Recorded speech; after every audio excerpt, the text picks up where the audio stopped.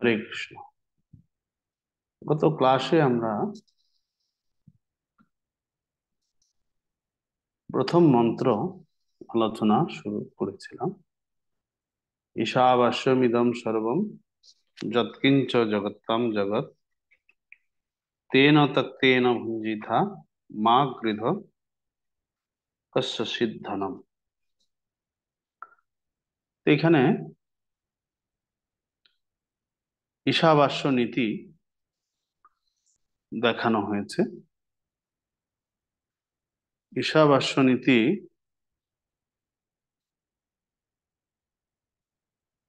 যে নীতিটা এই 1 নম্বর মন্ত্রে উল্লেখ করা হয়েছে। আপনাদের প্রশ্ন যে রয়েছে সেই প্রশ্নের মধ্যে ঈশাবাস্য নীতি বা ভাগবত কমিউনিজম, বৈদিক সাম্যবাদ কাকে বলে এটা জানতে চাওয়া হয়েছে।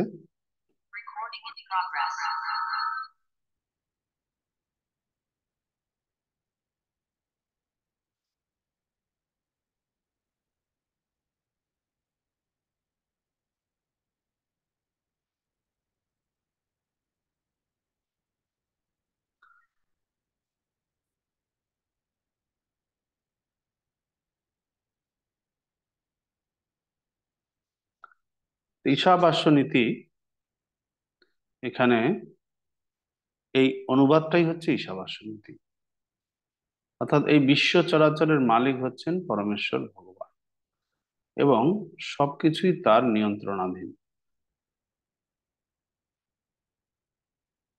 এই বিশ্ব চরাচরের মালিক পরমেশ্বর ভগবান এবং সবকিছুই তার নিয়ন্ত্রণাধীন। তিনি যার জন্য যতটুকু বরাদ্দ করেছেন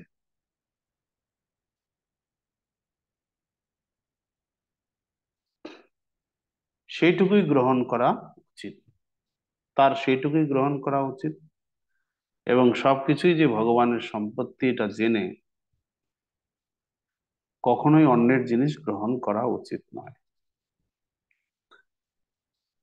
তো যারা প্রভুপাদের এই তাৎপর্যে প্রভুপাদ দুটো বিষয় উল্লেখ করেছেন, যেটা হচ্ছে ক্যাপিটালিজম এবং কমিউনিজম।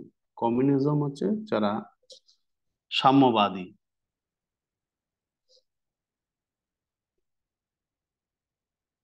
কমিউনিজম হচ্ছে সাম্যবাদী, আর ক্যাপিটালিজম হচ্ছে পুঁজিবাদী। তো প্রভুপাদ পুঁজিবাদী এবং সাম্যবাদী এদের কথা উল্লেখ করে বলছেন এরা সবসময় ঝগড়া করছে। এই পৃথিবীর সম্পদ বন্টন করা নিয়ে এরা সর্বদা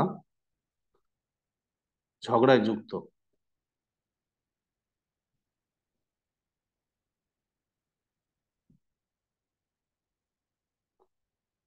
কেন তারা ঝগড়া করছেন? না, ঝগড়া করার উদ্দেশ্য হচ্ছে যারা সাম্যবাদী বা মার্ক্সবাদ কমিউনিজমের যারা বিশ্বাসী, এক কথায় আমরা যদি সাম্যবাদীদের চিনতে চাই, যারা সিপিএম, ফরওয়ার্ড ব্লক, আরএসপি বা সিপিআই, সিপিআই এমএল, এই যারা রয়েছে নকশালবাদী, এরা হচ্ছে কমিউনিজমে বিশ্বাসী, সব সাম্যবাদে বিশ্বাসী। এদের দর্শনটা হচ্ছে সাম্যবাদ।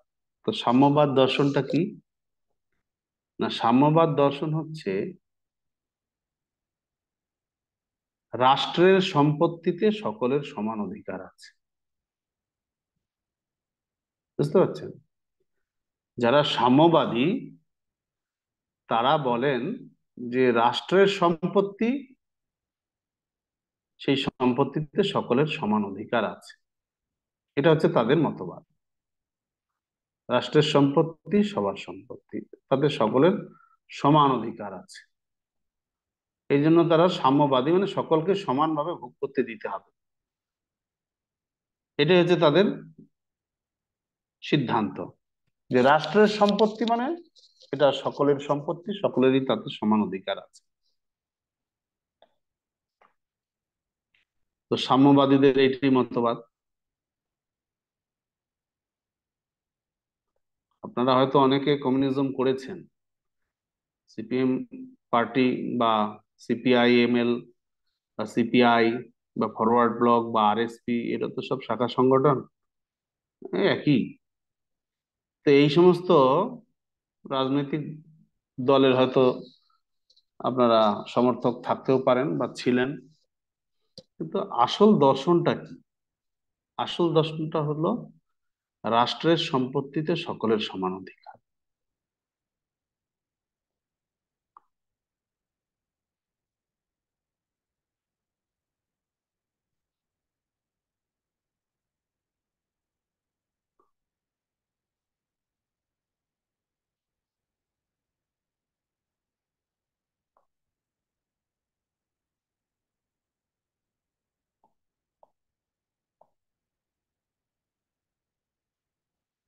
এটা হচ্ছে তাদের মতবাদ। তাই তারা, যারা গরিব আছে তাদেরকে ধনী করার জন্য ব্যস্ত। রাষ্ট্রের সম্পদ সবার মধ্যে সমবন্টন করতে হবে, তারা সমবন্টন করতে চায় সমস্ত কিছু।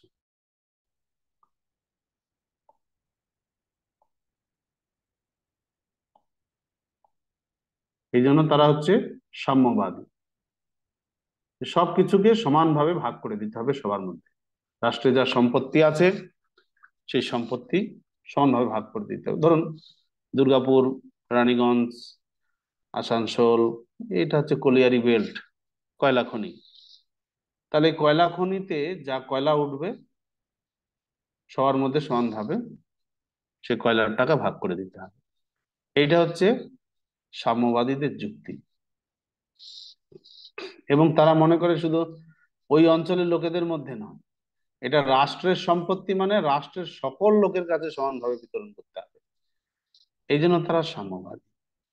আচ্ছা, আর পুঁজিবাদী, সাম্যবাদী বা কমিউনিজম, যেটাকে কমিউনিজম হচ্ছে কমিউনিস্ট। সাম্যবাদে যারা বিশ্বাসী তাদেরকে বলা হয় কমিউনিস্ট। হম। কমিউনিস্টদের বিভিন্ন মতবাদ রয়েছে, মার্ক্সবাদ, লেনিনবাদ, বিভিন্ন, তাদের ফাউন্ডাররা রয়েছেন, তাদের বিভিন্ন জনের বিভিন্ন মন্তব্য রয়েছে। আচ্ছা, এরপরে পুঁজিবাদী বা ক্যাপিটালিজম। পুঁজিবাদ বা ক্যাপিটালিজম,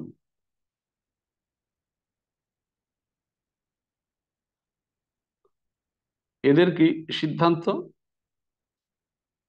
এদের সিদ্ধান্ত হচ্ছে আমার অধিকারে যা সম্পত্তি রয়েছে তার মালিক আমি।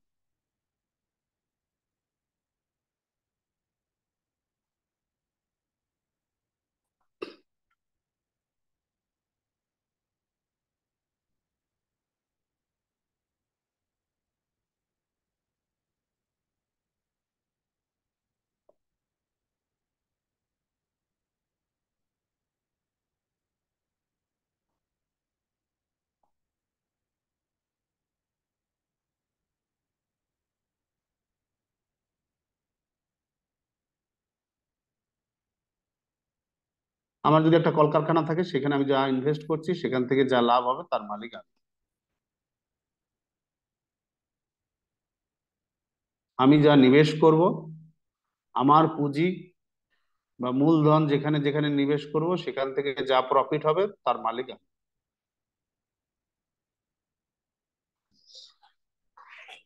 তো এই দুটোর মধ্যে কোনটা ঠিক বলুন?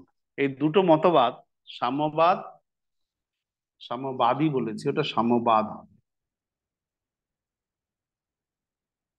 ঠিক আছে, সাম্যবাদীরা সাম্যবাদে বিশ্বাসী। হ্যাঁ। এই দুটোর মধ্যে এটা সাম্যবাদী লিখেছে, এটা সাম্যবাদ করলে ভালো হয়, সাম্যবাদ করে দিলাম। Okay. সাম্যবাদটা হচ্ছে এই। আচ্ছা, দুটোর মধ্যে কোনটা সঠিক? সুশান্ত হরি বলুন। মানে কোনোটাই সঠিক নয়। কারণ কেন? ভগবানের সম্পত্তি তো কার্যক্ষেত্রে ধনীর কাছে হয়তো সঞ্চিত আছে, কিন্তু প্রয়োজনে গরিবকে সেটা বিলাতে হবে। পূর্বতন আচার্যগণ সেইভাবে করেছেন। তাহলে তো আপনি সাম্যবাদীতে বিশ্বাসী হয়ে গেলেন। যখন কোনো যুদ্ধ লাগে অথবা কোনো মহামারী দেখা দেয়, তখন গরিবের যখন খেতে পায় না তখন রাজারা তাদের সম্পত্তি তাদের মধ্যে বিতরণ করেছেন, কিন্তু সেটা প্রয়োজন বোধে। এই নয় যে তার তার মানে শাস্তি। তো আপনি আংশিক সাম্যবাদী। ভগবানের সেবায়, ভগবানকে খুশি করার কারণে, মানুষের সুস্থ রাখার কারণে করতে হয়। তাহলে তো মানব সেবাই মাধব সেবা বলতে চাইছেন আপনি? জনগণের সেবা করলে ভগবানের সেবা হয়ে যাবে, এটা তো আপনি আরেক সাম্যবাদের, জাতীয়তাবাদ বা মানবতাবাদের আপনি একটা সাপোর্টার। আচ্ছা বলুন, পরমানন্দ গোপেশ। হরে কৃষ্ণ, দণ্ডবোধ প্রণাম। আমি বলছি, এই পৃথিবীতে কোনোটাতেই আমি বিশ্বাসী নই। আমি এই এই পৃথিবীতে, এই জগতে যা কিছু আছে সব ভগবানের সম্পত্তি। ভগবান যেটুকু আমার নির্ধারণ করেছে সেটিতেই আমাকে মেনে নিতে হবে। অন্যের সম্পত্তি আমার বলে ঝগড়া করা উচিত নয়। আচ্ছা, আপনার মধ্যে যেটা আছে সেটা ভগবানের সম্পত্তি কিনা? সবটাই ভগবানের সম্পত্তি, আমার যা কিছু আছে সবই ভগবানের সম্পত্তি। হুম। ভগবান আমার জন্য নির্ধারণ করেছে, তাই আমি ভগবান আপনার জন্য বরাদ্দ করেছেন, তাই আপনি সেটা নিয়ে সন্তুষ্ট আছেন। তাই ভোগ করছি। হম। ওকে। তা এই যে বেসিক বেসিক ডিফারেন্সটা দুইটা দলের মধ্যে একটাই, এটা হচ্ছে কেউই ভগবানের মালিকানা মানতে চায় না। না পুঁজিবাদীরা মানে, না সাম্যবাদীরা মানে। ভগবান যে সবকিছুর মালিক, এই দুইজনই মানে না। যেহেতু ভগবান সবকিছুর মালিক দুইজনে মানে না, তাই তাদের সমস্যার সমাধান কোনোদিন হয়ই না। দুই দলের মধ্যে শ্রমিক শ্রেণী আর মালিক শ্রেণী, এই ঝামেলাটা আজীবন আছে, থাকবে, চলবে। বেসিক যে বিষয়টা, ভগবান সমস্ত কিছুর মালিক, সবকিছু তার নিয়ন্ত্রণাধীন। তিনি তাকে, যাকে যতটুকু বরাদ্দ করেছেন, ভগবান যদি পুঁজিবাদীকে বেশি বরাদ্দ করেন তাহলে সেটা তার জন্য বরাদ্দ হয়েছে। ভগবান যদি একটা দরিদ্রকে কম বরাদ্দ দিয়ে থাকেন তার কর্মফল অনুসারে, তাহলে সেটাই তার জন্য বরাদ্দ। তাই মানে আপনি পুঁজিবাদীর অধীনে যেটা আছে সেখান থেকে জোর করে নিয়ে গিয়ে আহ দরিদ্রকে বন্টন করে দিয়ে তাদেরকে সমান করে তুলবেন, পুঁজিবাদীর সমান করে টেনে নিয়ে আসবেন? এই বিধান ঈশোপনিষদ অনুমোদন করছে না। সাম্যবাদীরা যেটা বলছে যে পুঁজিবাদীদের কাছ থেকে সব নিয়ে সব ছিনিয়ে বিলিয়ে দাও। হ্যাঁ, জমিদারি প্রথা তারা নষ্ট করে দিয়েছে। সিপিএম পার্টি যখন আসলো, পশ্চিমবঙ্গে যত জমিদার ছিল সবার জমি ক্রোক করে নিয়ে, বাজেয়াপ্ত করে নিয়ে, খাস করে নিয়ে এবার ভূমিহীনদের মধ্যে বিতরণ করে দিল। এই যে তারা যে কাজটা করলো, ভূমিহীনদের ভূমি দান করলো তারা, জমিদারদের কাছ থেকে থাকা জমি ছিনিয়ে নিয়ে। তো এটা তো ঈশোপনিষদের নীতি অনুসারে তারা করে, বা নীতি বিরুদ্ধ। কোন জমিদার বা পুঁজিবাদের কাছে যদি 100 বিঘা জমি থাকে, সেটা তার জন্য সেটা বরাদ্দ হয়েছে। সে পূর্বপুরুষ অনুসারে পাক বা নিজে উপার্জন করে করুক, তার জন্য সেটা বরাদ্দ, সেটা তার বরাদ্দে সেটা রয়েছে। এবার আমি তার বরাদ্দে হস্তক্ষেপ করতে পারি না। কেউ কর্মফল অনুসারে যদি একটা দরিদ্র পরিবারে জন্মগ্রহণ করেছেন যার কোনো ভূমি নেই, আর কেউ কর্মফল অনুসারে এমন একটা পরিবারে জন্মগ্রহণ করেছেন যার 100 বিঘা জমি ইতিমধ্যেই তার রয়েছে, পারিবারিক সূত্রে তিনি 100 বিঘা জমির মালিক, আর একজন পারিবারিক সূত্রে ভূমিহীন। তো সাম্যবাদীরা কি করলো, কমিউনিস্টরা? তারা এই যে পারিবারিক সূত্রে যে 100 বিঘা জমির মালিক তার কাছ থেকে জমি ছিনিয়ে নিয়ে এই ভূমিহীন, যে জন্মগত ভূমিহীন, তাকে সে জমি দান করলো, পাট্টা দিল জমি। তো এটা তো ঈশাবাস্য নীতির বিরুদ্ধ।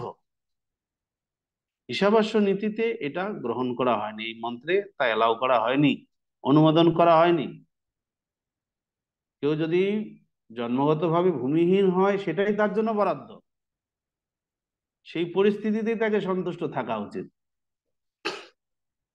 কেউ যদি জন্মগতভাবে 100 বিঘা জমির মালিক হয়, তাহলে সেইটা তার জন্য বরাদ্দ, তবে তাকে ভগবানের মালিকানা স্বীকার করতে হবে।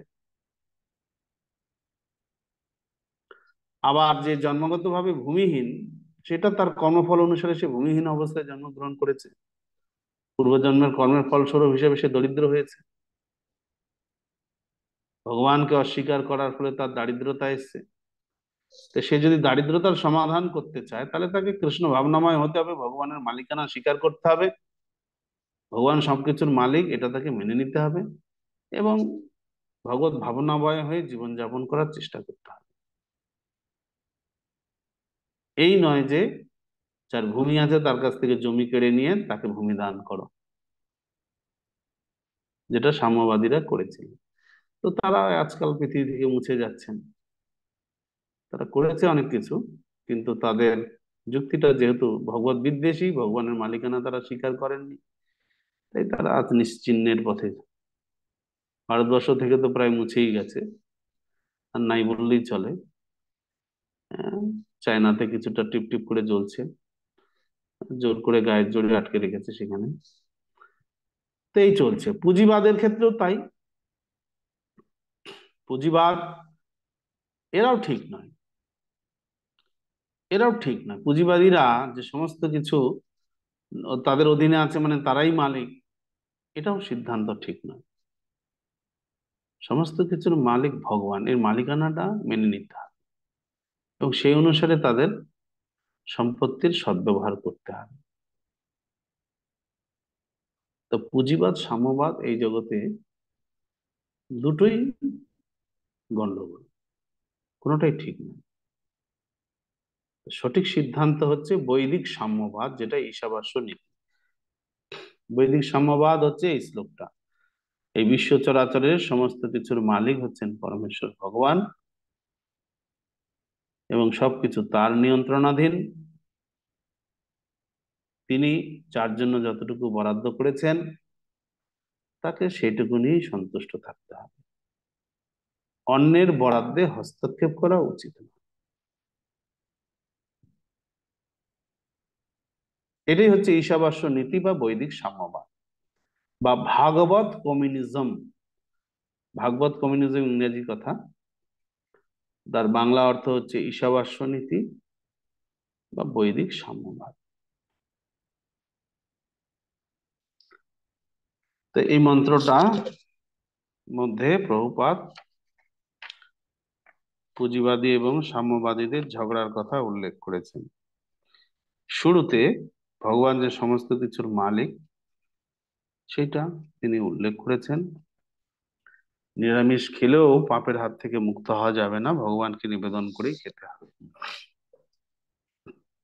এর পরের মন্ত্রে আমরা যাচ্ছি। ঈশাবাস্য মন্ত্রটা এখনো শেষ হয়নি, ঈশাবাস্য নীতি এখনো শেষ হয়নি।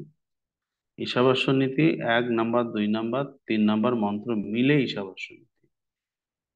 এই ঈশাবাস্য নীতি 1 নাম্বার মন্ত্রে বলা হলো, কিন্তু 2 নাম্বার মন্ত্রে বলা হবে ঈশাবাস্য নীতি যারা প্রয়োগ করবেন তারা তারা কি ফল লাভ করবে।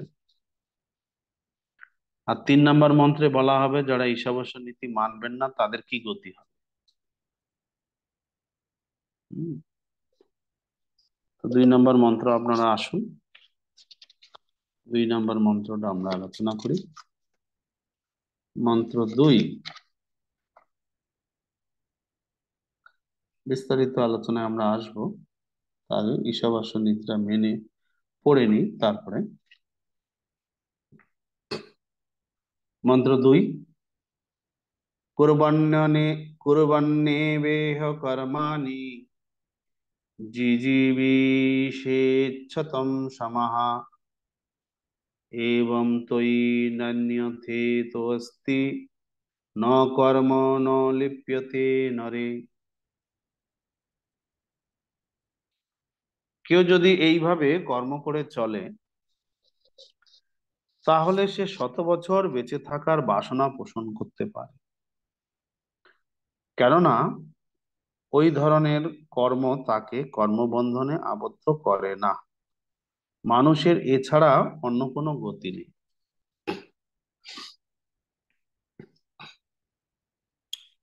এইভাবে কর্ম করে চলে মানে ঈশাবাস্য যে নিয়ম দেওয়া হয়েছে সেই নিয়ম অনুসারে আপনার যতটুকু বরাদ্দ হয়েছে ততটুকুই আপনি সন্তুষ্ট, অন্যের বরাদ্দে হস্তক্ষেপ করবেন না এবং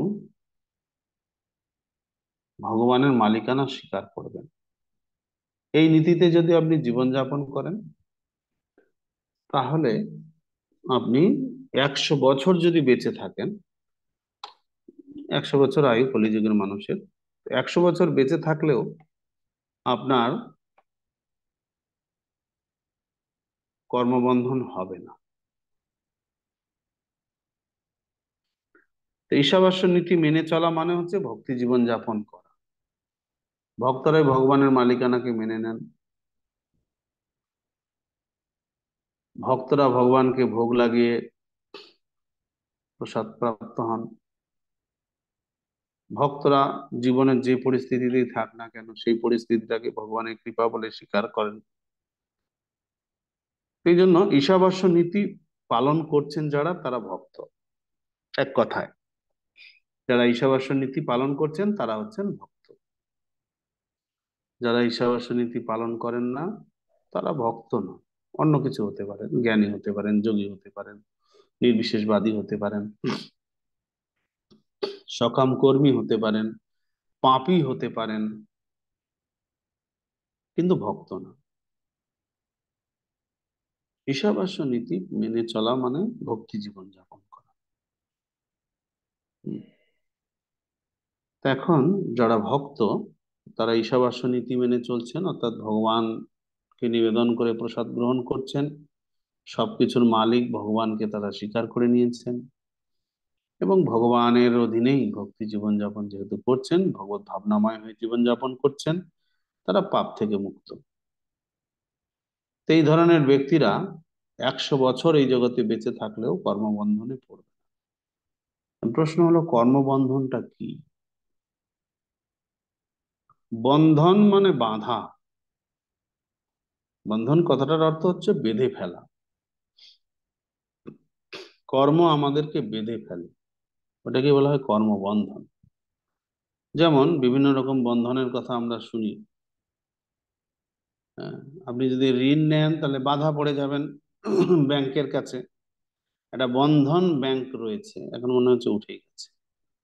বন্ধন ব্যাংক, বিভিন্ন রকম ব্যাংক রয়েছে, বন্ধন ব্যাংক মানে ওরা আপনাকে ঋণ দিয়ে আপনাকে বেঁধে ফেলবে, মাসে মাসে সুদ দিতে থাকবেন, সুদ দিতে থাকবেন, সুদ দিতে থাকবেন, আপনাকে বেঁধে ফেলবে ঋণের দ্বারা। তা বন্ধন, আরো বিভিন্ন রকম বন্ধন, যেমন স্নেহের বন্ধন। ভগবান শ্রীকৃষ্ণকে মা যশোদা প্রেমের বন্ধনে বেঁধেছিলেন। বিবাহ বন্ধন এমন একটা বন্ধন, সারা জীবন একসঙ্গে থাকতে হবে। বিবাহের সময় ওই উত্তরীয় দুটো আর আঁচলের সঙ্গে একটা গিঁট বেঁধে দেবে, ওই যে বন্ধনে পড়ে গেল, এবার সারাটা জীবন ওই বন্ধন ঘষতে হবে, টানতে হবে, ঠেলতে হবে। এই বন্ধন থেকেই বন্ধন বাড়তে থাকে। যদিও বন্ধন কথাটা স্থূল অর্থ হচ্ছে বেঁধে রাখা। হুম। চোখে দেখা যাবে না এই বন্ধন, কিন্তু বন্ধন। তেমনি কর্মবন্ধন, কর্মবন্ধনটা চোখে না দেখা গেলেও কর্মবন্ধন কথাটার অর্থ হচ্ছে কর্মের প্রতিক্রিয়া। যেমন আপনি চাকরি করছেন, মাসের শেষে তার প্রতিক্রিয়া স্বরূপ বেতন পাচ্ছেন, পরের মাসে আবার ছুটবেন। সরকার আপনাকে চাকরি দিয়ে বেঁধে রেখে দিয়েছে, সারা মাস আপনাকে ছুটতে হবে, ওই যে টাকা লাগবে আপনার, বেতন লাগবে, আপনি বাঁধা পড়ে গেছেন সেখানে। তেমনি কর্মের বন্ধন মানে কর্মের প্রতিক্রিয়া, সেটা ভালো হতে পারে, খারাপও হতে পারে। বন্ধন, ভালো প্রতিক্রিয়া হলে সেটাও বন্ধন, খারাপ প্রতিক্রিয়া হলে সেটাও বন্ধন। এই যে আমরা এখন দেখছি বিভিন্ন রকম রাজনৈতিক উত্তপ্ততার পরিবেশে বিভিন্ন রকম জিনিস দেখতে পাচ্ছি, কত রকম বড় বড় তথাকথিত ভূমি ভূমিদস্যুই বলতে গেলে, তারা এখন জেলের ঘানি টানছে। খুব লুটপাট করেছে, মহিলাদেরকে নির্যাতন করেছে, মানুষের জমি জোর করে দখল করে নিয়েছে, আরো কত কিছু করেছে। তার প্রতিক্রিয়া স্বরূপ তারা এখন জেলে। এটাই হচ্ছে কর্মবন্ধন, এটাকেই কর্মের বন্ধন বলা হয়। তো সব থেকে বড় কর্মের বন্ধনটা হচ্ছে একটা শরীরের মধ্যে আটকে পড়া। জেলখানার মধ্যে আটকে থাকা, তাও জেলের ভিতরে আপনি ঘোরাঘুরি করতে পারবেন, ঠিক আছে, ভালোভাবে যদি সেখানে থাকেন সেখানে আপনার প্রমোশন হবে। আর যদি জেলার আপনার কার লোক, মানে পার্টির লোক হয়, তাহলে তো আপনাকে ভালো ভালো ফেসিলিটি দেবে, অনেক কিছু ব্যাপার আছে। কিন্তু সেটাও একটা বন্ধন, জেলখানার মধ্যে আটকে থাকা কর্মের বন্ধন সেটাও। কিন্তু জেলখানার মধ্যেও এমন কিছু জেল রয়েছে বা জেলের একটা অংশ রয়েছে যেগুলো মানে খুব কঠোর ভাব, মানে সব থেকে দুষ্কৃতকারীদের সেখানে আটকে রাখা হয়। মাঝে মধ্যে আন্দামানের সেলুলার জেল, যে স্বাধীনতা সংগ্রামীদের যেখানে আটকে রাখা হতো, সেই সমস্ত দেখায় দেখি। এই ছোট্ট একটা কুঠুরি, তার মধ্যেই বছরের পর বছর তারা ওখানে আটকে ছিলেন। সে বাতাস ঢোকার মতো কোনো পরিবেশ নাই, ভেন্টিলেশনের কোনো ব্যবস্থা নাই, জানলা নেই, দরজা নেই, দরজার মধ্যে গ্রিল লাগানো আছে। ওই শীত গ্রীষ্ম ওর মধ্যেই, মলমূত্র ত্যাগ ওখানেই, ওখানেই, ওই কোঠরির মধ্যেই বছরের পর বছর সেই সমস্ত স্বাধীনতা সংগ্রামীরা সেখানে দণ্ড ভোগ করেছে। কেউ কেউ হয়তো সেখানে মারাই গেছেন, এগুলো মাঝে মধ্যে দেখাই, আমি দেখি। তো এগুলো কঠোর, সব থেকে বেশি অপরাধী যারা তাদেরকে ওইভাবে রাখে। তবে তাছাড়া জেলের মধ্যে অনেক জায়গা আছে যেখানে অনেক রকম ঘোরাফেরা, অনেক কিছু করার সুযোগ আছে। তা আমরা একটা শরীরের মধ্যে আটকে পড়েছি, এটা হচ্ছে সব থেকে বড় বন্ধন। যেমন আপনি আপনার শরীরের মধ্যে আটকে আছেন, আমি আমার শরীরের মধ্যে আটকে আছি। এই বন্ধনটা হচ্ছে সব থেকে বড়। দেহের বন্ধনে আটকে পড়া, একটা মশার শরীরে একটা আত্মা আটকে আছে, একটা পিঁপড়ের শরীরে একটা আত্মা আটকে আছে, একটা হাতির শরীরে একটা আত্মা আটকে আছে, হাতির শরীরে আটকা পড়ে গেছে। একটা আত্মা পিঁপড়ের শরীরে আটকা পড়ে গেছে, একটা আত্মা মশার শরীরে আটকা পড়ে গেছে, আর আমি আমার শরীরে আটকা পড়ে গেছি। তো এই যে বিভিন্ন 84 লক্ষ যোনি, 84 লক্ষ প্রকারের যে শরীর, প্রত্যেকটা শরীর এক একটা বন্ধন। আত্মাটা এই শরীরের বন্ধনে একবার ঢোকে, মেয়াদ ফুরিয়ে গেলে আবার আরেকটা শরীরের বন্ধনে গিয়ে আটকে যায়, আবার সেটার মেয়াদ ফুরিয়ে গেলে আবার আরেকটা শরীরের বন্ধনে গিয়ে আটকে যায়। এই শরীরের বন্ধনে আবদ্ধ হওয়াটা হচ্ছে সব থেকে বড় বন্ধন। আপনার জেল হয়তো হলে 12 বছর, 14 বছর, 15 বছর পরে আপনি জেল থেকে ছাড়া পেয়ে যাবেন, বা কোনো দুষ্কৃতকারী হয়তো 10-12 বছর পর ছাড়া পেয়ে যাবে, 20 বছর পর ছাড়া পায়। কিন্তু আমি যে শরীরটায় আটকে আছি, এর বন্ধন থেকে বেরোতে গেলে আমাকে মৃত্যু পর্যন্ত অপেক্ষা করতে হবে। তার আগে আমি এই শরীরটা থেকে বেরোতে পারবো না। তো 2 নম্বর মন্ত্রে বলা হচ্ছে, ঈশাবাস্য নীতি মেনে যারা ভক্তি জীবন যাপন করছেন, তাদের 100 বছর বেঁচে থাকলেও তাদের কোনো কর্মবন্ধনে পড়তে হবে না। তারা যে কর্মই করুক, তারা তো পাপ কর্ম করবে না, প্রথম কথা, কারণ অন্যের বরাদ্দে হস্তক্ষেপ করবে না, নিজেরটাকে নিয়েই নিজে সন্তুষ্ট থাকবে, ভগবানকে মালিক বলে মেনে নেবে, ভগবানের প্রসাদ তিনি পাবেন। তো সুতরাং তার আর কোনো, যেই কর্মটাই ভগবানের উদ্দেশ্যে করুন, তাতে কোনো প্রতিক্রিয়া তাকে ভোগ করতে হবে না। এই জন্যই বলা হচ্ছে তার কোনো কর্মবন্ধন নেই, সে কোনো কর্মবন্ধনে পড়বে না 100 বছর বেঁচে থাকলেও। পক্ষান্তরে যারা ঈশাবাস্য নীতি মানছেন না, অর্থাৎ ভগবত ভাবনাময় হয়ে জীবনযাপন করছেন না, তারা প্রতি মুহূর্তেই কর্মবন্ধনে পড়ছে। একটা মশা মারলেন, কর্মবন্ধনে পড়ে গেলেন। একটা মাছি মারলেন, কর্মবন্ধনে পড়ে গেলেন।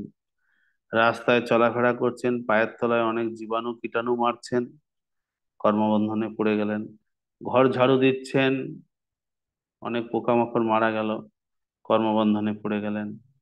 আগুন জ্বালাচ্ছেন, অনেক পোকামাকড় বাতাসে থাকে, মানে জীবাণু বাতাসে থাকে, সেগুলো পুড়ে গেল, মরে গেল, কর্মবন্ধনে পড়লেন।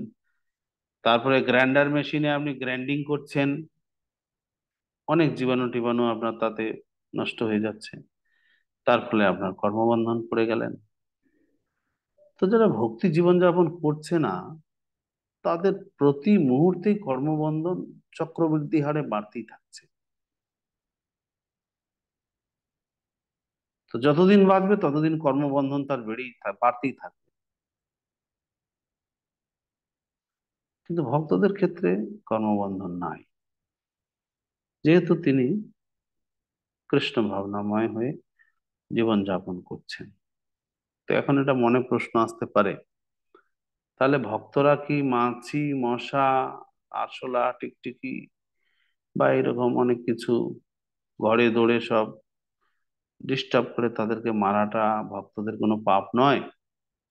হ্যাঁ, ভক্তদের কর্মবন্ধন নাই, সেই জন্য তারা কি মারতে পারে?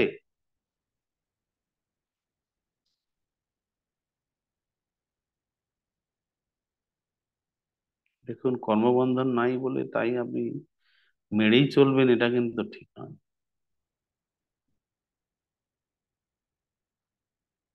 এটা কিন্তু ঠিক নয়। শাস্ত্র বলেছে আপনার কর্মবন্ধন নাই, আপনি ঈশাবাস্য নীতি মেনে চলছেন, তাই তাই বলে আপনি মশা মারা স্প্রে দিয়ে ঘরের মশাগুলো সব মেরে ফেলবেন, বা আরশোলা মারা স্প্রে দিয়ে আরশোলা গুলোকে মেরে ফেলবেন, বা বিষ দিয়ে মাছিগুলোকে ভন ভন করছে, বিষ খাইয়ে মাছি মেরে ফেলবেন? হ্যাঁ, খাবারে বিষ মিশিয়ে মাছিদেরকে খাইয়ে দিয়ে মেরে ফেলবেন? বা ইঁদুরের উৎপাত, খাবারে বিষ মিশিয়ে ইঁদুরকে মারবেন? তাহলে কিন্তু আপনাকে কর্মের ফল ভোগ করতে হবে।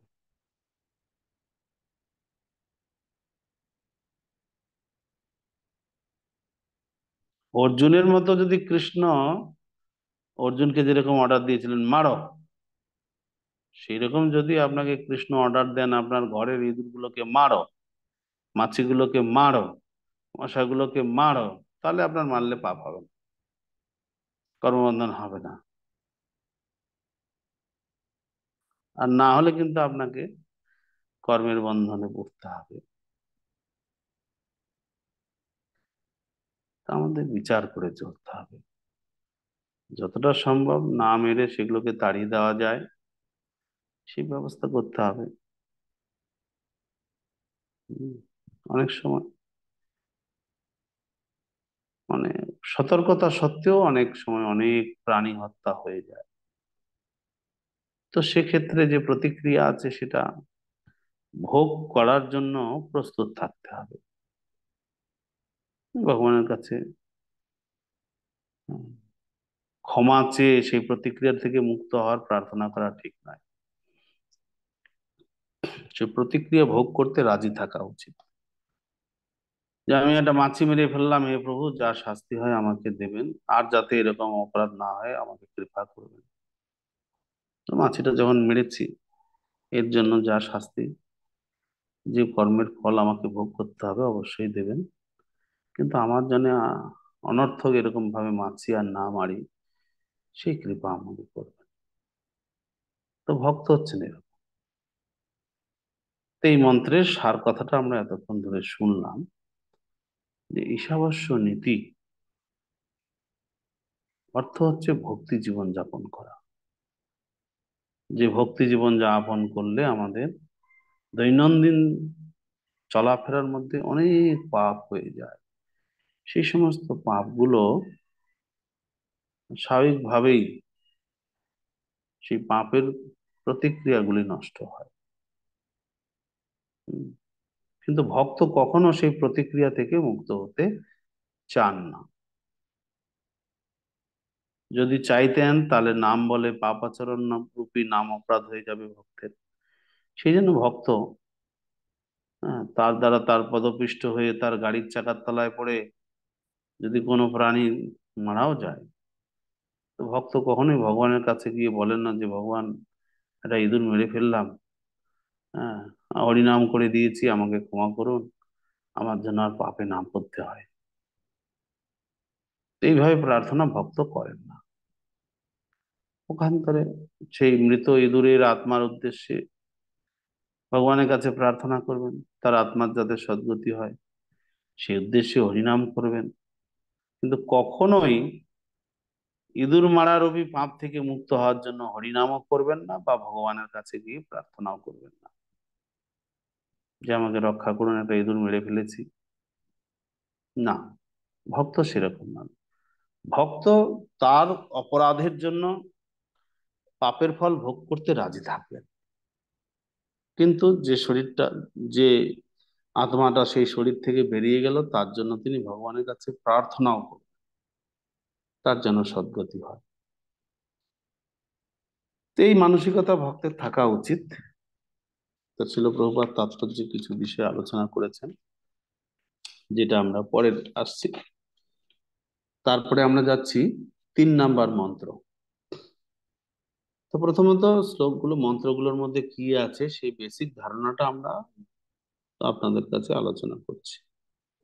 তারপরে আমরা তাৎপর্যের প্রভুপাদ কি আলোচনা করেছেন সেই ভিত্তিতে আলোচনায় প্রবেশ করব। মন্ত্র তিনে কি বলা হচ্ছে? মন্ত্র তিনের সার কথাটা হচ্ছে, যারা ঈশাবাস্য নীতি মেনে চলবে না তাদের কি গতি হবে, সেটা মন্ত্র 3-এ বলা হচ্ছে। অসূর্য নামতে লোকা অন্ধেন তমসাবৃতা তাংস্তে প্রত্যাভিগচ্ছন্তি যে কে চাত্মোহনো জনঃ। সে যেই হোক না কেন, আত্মঘাতী মানুষেরা মৃত্যুর পর অবশ্যই অন্ধকারাচ্ছন্ন তমসাবৃত অসুর লোকে প্রবেশ করে। অন্ধকারাচ্ছন্ন তমসাবৃত অসুর লোকটা কোথায়? আমরা জানি অসুররা নরকে থাকে। ও নরকে থাকে না, নরকে পাপীদের শাস্তি হয়। অসুরদের 7টা লোক আছে, যেটা আমাদের নিচে। আমরা ভূলোকে থাকি, আমাদের নিচে রয়েছে অতল, বিতল, সুতল, তলাতল, রসাতল, মহাতল, পাতাল। এই 7টা লোক রয়েছে। এবং পাতালের পাশে, পাতালের দক্ষিণ দিকে বেশ সহস্র যোজন বিস্তৃত একটা স্থান রয়েছে, যেটা হচ্ছে নরক। সেই নরক এরিয়ার মধ্যে অসংখ্য নরক রয়েছে। হুম।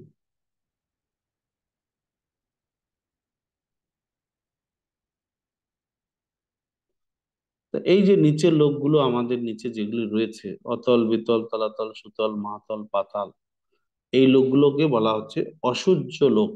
মানে এখানে সূর্যের আলো প্রবেশ করে না। বিষয়টা আমরা একটা ছবির মাধ্যমে বোঝার চেষ্টা করি,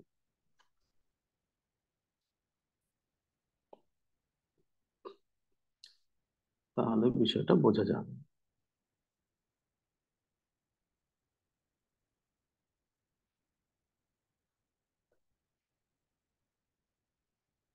কেন সেখানে সূর্যের আলো পৌঁছায় না? স্বাভাবিকভাবে আমাদের মনে প্রশ্ন জাগতে পারে, আরে সূর্যের আলো পৌঁছায় না বলছে, কেন পৌঁছায় না? কি কারণ? অসুবিধা কোথায়? সব জায়গায় যদি সূর্যের আলো পৌঁছায়, সেখানেই বা কেন পৌঁছাচ্ছে না? তো আমি একটা ছবি এঁকে বিষয়টা স্পষ্ট করতে চাইছি।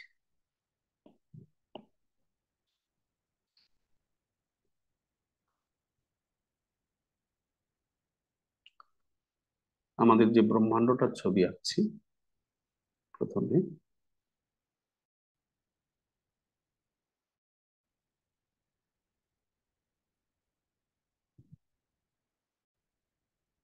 আপাতত রাউন্ড একটা ছবি করা হলো।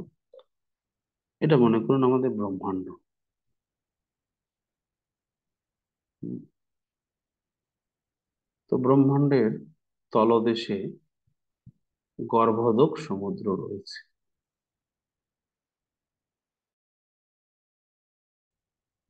গর্ভোদক সমুদ্র,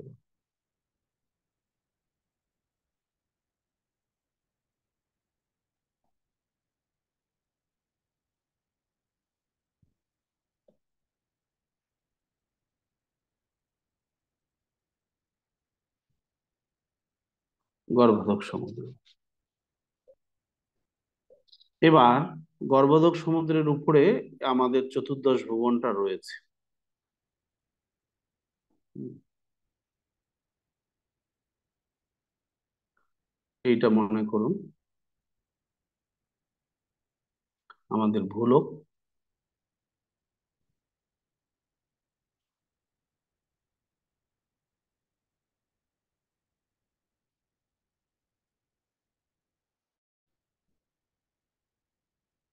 ছবি আঁকছি আমাদের ভূলোকের মধ্যে কি কি আছে। আমাদের ভূলোকের মধ্যে 7টা দ্বীপ, 7টা সমুদ্র আছে। তো সেই ভূলোকটার বিস্তার 200 কোটি মাইল। এই যে যেখানে লাল দাগ দিয়েছি এটা 200 কোটি মাইল। 200 কোটি মাইলের উপরে একটা সুমেরু পর্বত রয়েছে, ফানেলের আকারে আপনারা দেখতে পাচ্ছেন। তারপরে সুমেরুর দক্ষিণ দিকে একটা নির্দিষ্ট দূরত্বে আমাদের পৃথিবীটা রয়েছে। এটা হচ্ছে আমাদের পৃথিবী। হুম। এরপরে অনেকগুলো লোক রয়েছে, মাঝখানে রয়েছে সূর্য, চন্দ্র, এই সমস্ত কিছু রয়েছে। সূর্যের দরকার, আমি সূর্যটা আঁকছি। এইখানে রয়েছে সূর্য।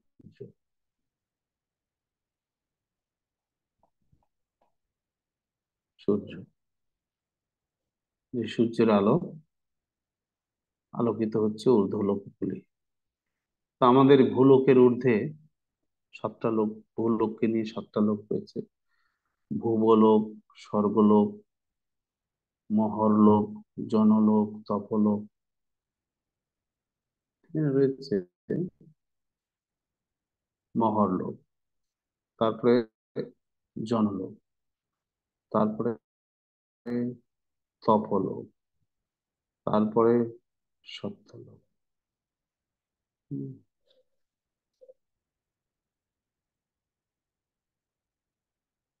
সত্যলোক,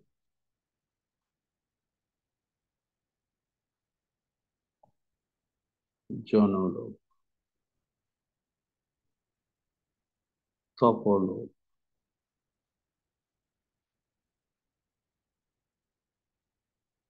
মহরলোক।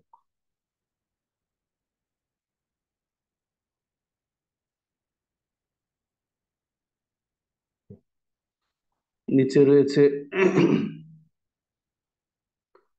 ধ্রুব তারা। এইখানে রয়েছে ধ্রুব তারা, ধ্রুবলোক।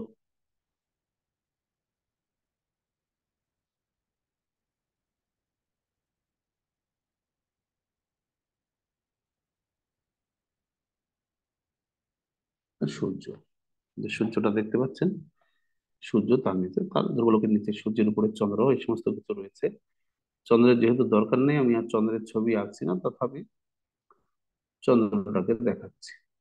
এই গ্রিনটা হচ্ছে চন্দ্র।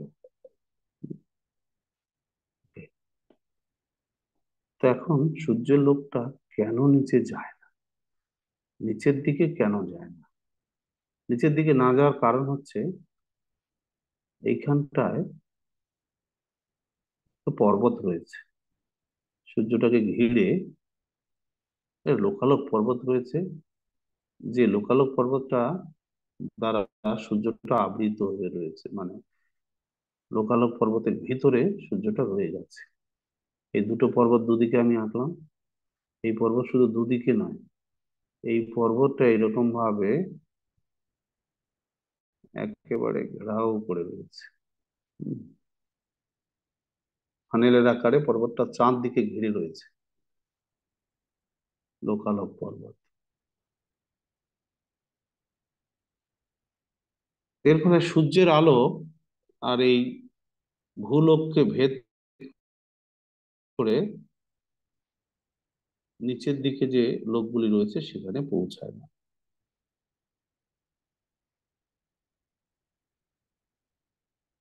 ভূলোক ভেদ করে নিচে অতল, বিতল, সুতল, তলাতল, মহাতল, রসাতল, পাতাল, এগুলিতে আর পৌঁছায় না, এদিকে সূর্যের আলো যায়।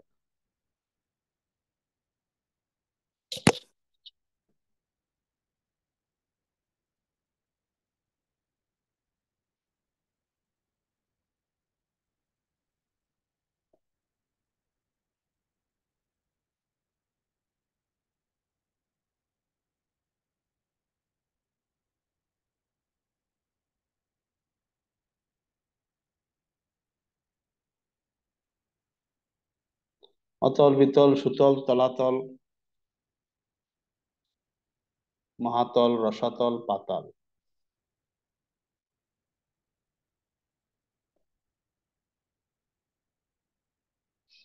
এই সাতটা লোক নিচে রয়েছে।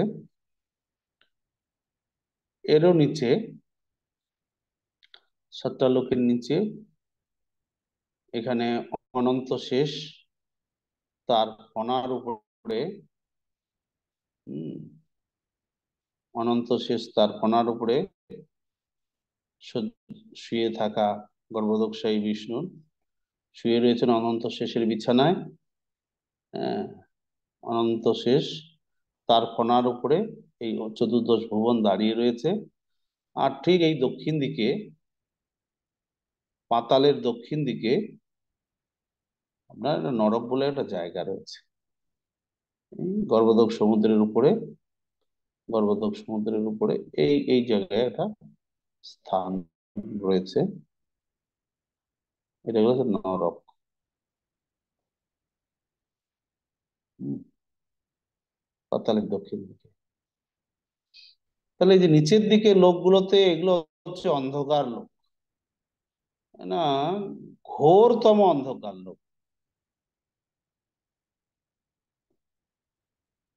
অন্ধকার লোক তো সব জায়গাটাই, ঘোরতম অন্ধকার লোক।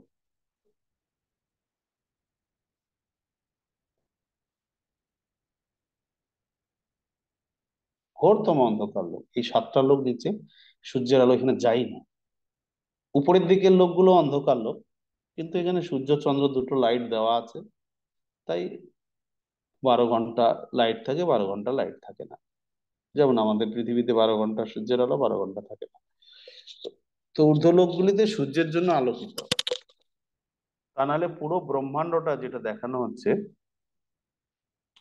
পুরো ব্রহ্মাণ্ডটা হচ্ছে অন্ধকার, কিন্তু অন্ধকার হলেও নিচের লোকগুলো আরো বেশি অন্ধকার। অতল, বিতল, সুতল, তলাতল, রসাতল, মহাতল, পাতাল, এগুলি একদম সূর্যের আলো এখানে পৌঁছায় না। তো এখন যারা এখানে যে মন্ত্র, এখানে যে বিষয়টা আলোচনা করা হলো, এই মন্ত্রে 3 নম্বর মন্ত্রে ঈশাবাস্য নীতি যারা পালন করবে না, তাদের গতি এই নিম্ন লোকে, ঘোরতম অন্ধকার লোকে। আর যারা ঈশাবাস্য নীতি পালন করবে, তারা জগতের বন্ধন থেকে মুক্ত হয়ে ভগবত ধামে ফিরে যাবেন।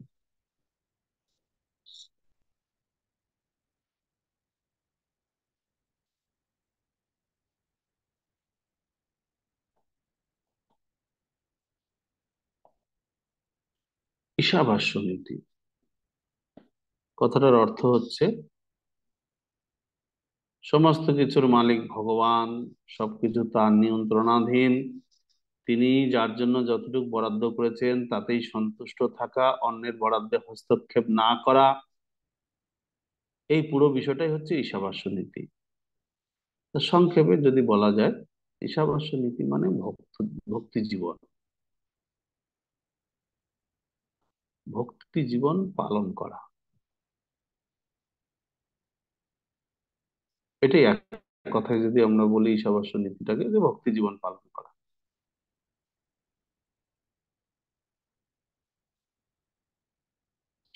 তো যারা ঈশাবাস্য নীতি পালন করেন না, সেইভাবে জীবনযাপন করেন না, তারা এই নিম্নলোকে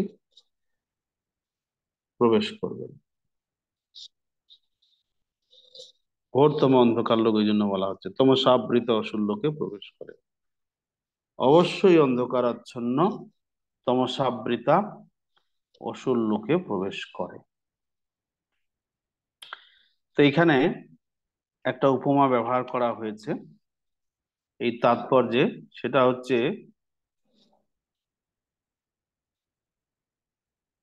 নৌকার সঙ্গে। নৌকা, মনুষ্য শরীরটাকে একটা নৌকার সঙ্গে তুলনা করা হয়েছে। নৌকা সাধারণত নদী পারাপারের জন্য কাজে লাগে। তো মনুষ্য শরীর রূপী নৌকাটা হচ্ছে এই জড়জগৎ রূপী ভবসমুদ্র পার করে ভগবত ধামে ফিরে যাওয়ার জন্য। তো জড়জগৎ রূপী এই সমুদ্রে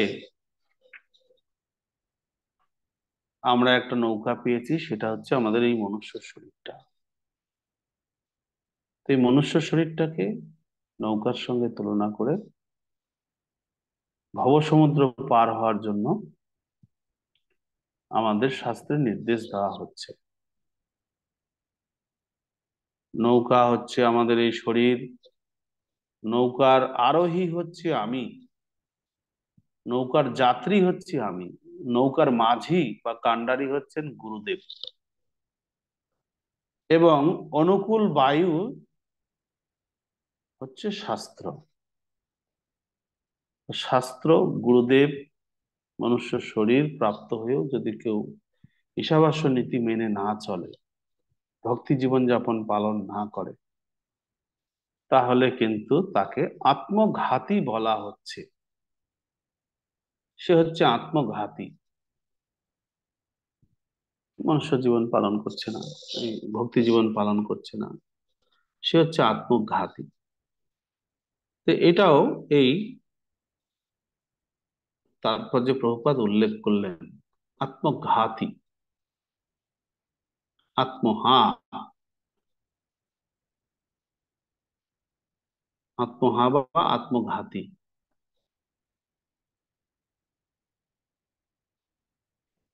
কারা?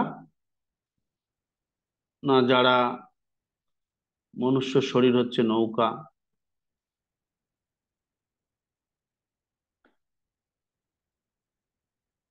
মনুষ্য শরীরটা হচ্ছে নৌকা, মাঝি হচ্ছে গুরুদেব, গুরুদেব হচ্ছেন নৌকার মাঝি বা কান্ডারি,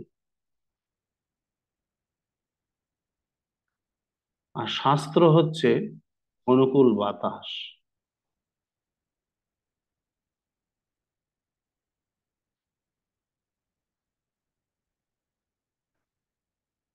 অনুকূল বায়ু।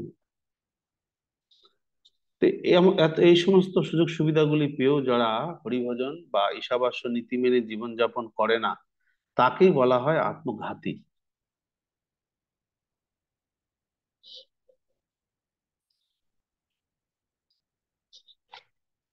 তো তিনটা মন্ত্র আমরা সার কথাটা বুঝে নিলাম, যে ঈশাবাস্য নীতি বা ভক্তি জীবন যাপন করলে আপনার কর্মবন্ধনে পড়তে হবে না।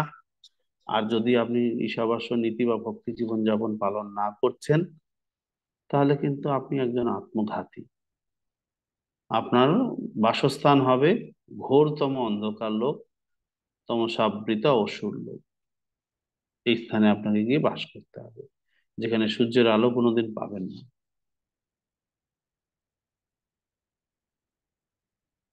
ঠিক আছে। তো এখন আমরা আমাদের যে খোলা বই মূল্যায়নের প্রশ্ন রয়েছে, 1 নম্বর প্রশ্নটা, সেটা নিয়ে এখন একটু আলোচনা করি। খোলা বই মূল্যায়নের 1 নম্বর প্রশ্নটা কি আছে?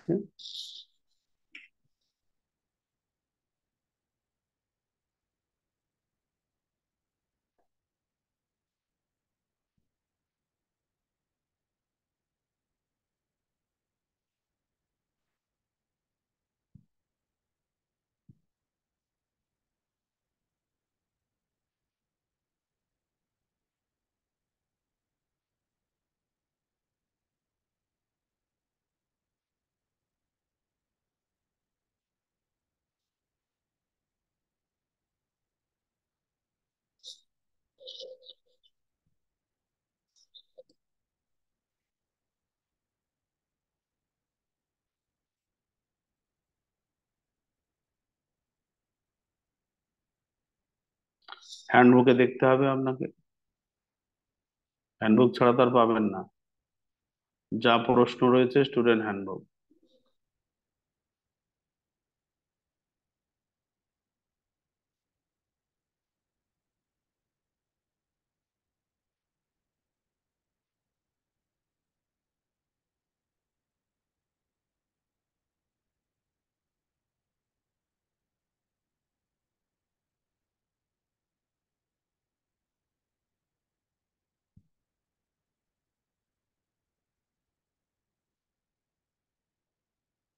হুম,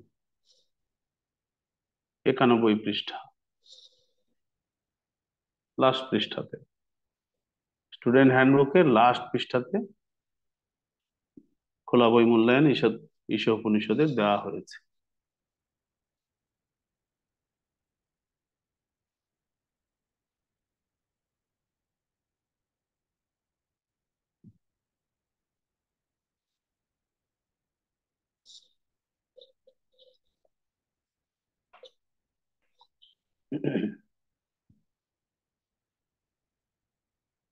নিম্নলিখিত ক্ষেত্রগুলিতে ব্যবহারিকভাবে কিভাবে ঈশাবাস্য নীতি প্রয়োগ করা যাবে, এর ফল এর ফলে কি লাভ হবে তা উল্লেখ করুন। উম, কোথায় কোথায় ব্যবহার করতে বলা হয়েছে? সমাজে, ইসকনে, আপনার জীবনে। সমাজে, ইসকনে, আপনার জীবনে।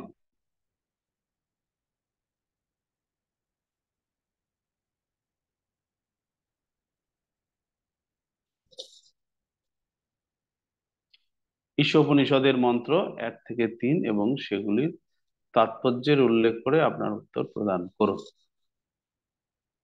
তো ঈশাবাস্য নীতিটা প্রথমে ব্যাখ্যা করতে হবে যে ঈশাবাস্য নীতিটা কি। ঈশাবাস্য নীতি 1 নম্বর মন্ত্র, 2 নম্বর মন্ত্র, 3 নম্বর মন্ত্রের সার কথাটা তুলে ধরতে হবে। ঈশাবাস্য নীতি হচ্ছে এই বিশ্ব চরাচরের সমস্ত কিছুর মালিক পরমেশ্বর ভগবান এবং সবকিছু তারই নিয়ন্ত্রণাধীনে রয়েছে। জীবন ধারণের জন্য তিনি যাকে যতটুকু বরাদ্দ করেছেন ততটুকু নিয়েই তাকে সন্তুষ্ট থাকা উচিত। সবকিছুর মালিক যে পরমেশ্বর ভগবান এটা জেনে অন্যের বরাদ্দে হস্তক্ষেপ করা উচিত নয়। তো এটাই হলো ঈশাবাস্য নীতি। তো এই নীতি যারা মেনে চলবেন তাদের 100 বছর বেঁচে থাকলেও কোনো কর্মবন্ধনে পড়তে হবে না বা কর্মের প্রতিক্রিয়া ভোগ করতে হবে না। আর যদি কেউ এই ঈশাবাস্য নীতি না মেনে চলেন তাহলে তাকে তমসাবৃত অন্ধকার লোকে, অসুর লোকে মৃত্যুর পর নিক্ষেপ করা হবে। এই ঈশাবাস্য নীতি আপনি তুলে ধরলেন। এখন ঈশাবাস্য নীতি পালন করবে কি করে?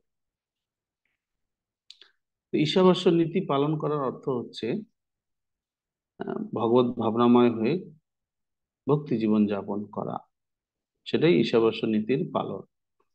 তো এখন সমাজে যদি ভক্তি জীবন যাপন নিয়ে মানুষকে নিযুক্ত করা হয় তাহলে সমাজের কি লাভ হবে? সমাজে যদি ভক্তি জীবন যাপন সবাই করে তাহলে সমাজের কি লাভ হবে?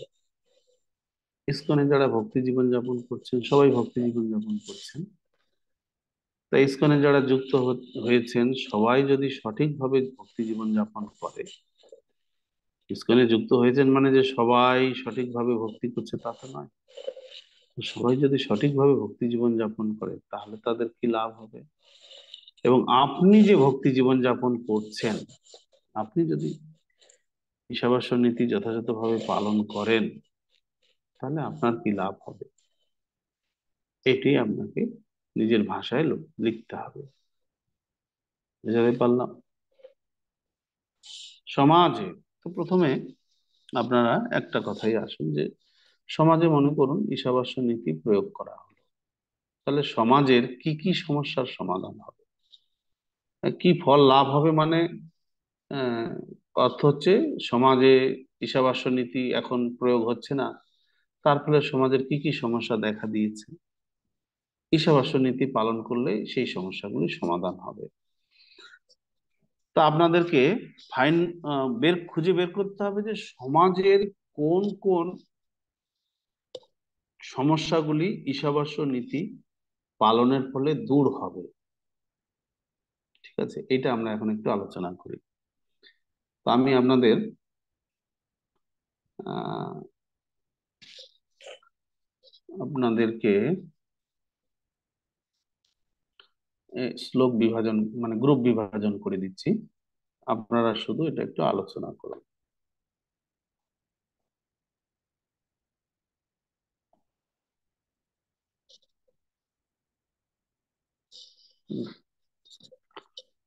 গ্রুপে আপনারা বিষয়টা আলোচনা করবেন, একাই হতে ধরতে পারবেন না। ঈশাবাস্য নীতি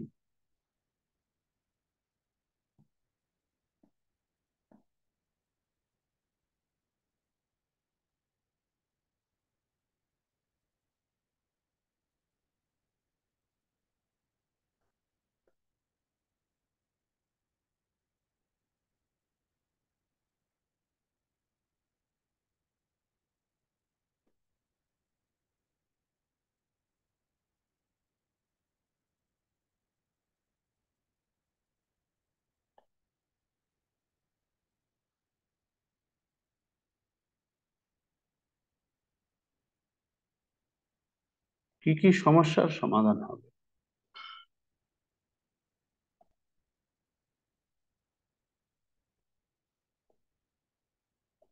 ঠিক আছে, এটা একটা পয়েন্ট যে ঈশাবাস্য নীতি অর্থাৎ মানুষকে ভক্তি জীবন পালন করতে অনুপ্রাণিত করা, এটা যদি করা যায় তাহলে সমাজের কোন কোন সমস্যার সমাধান হবে। এই 2 নম্বর পয়েন্ট হচ্ছে ইসকনে তো ঈশাবাস্য নীতি ধরে নেওয়া হচ্ছে সবাই পালন করছেন,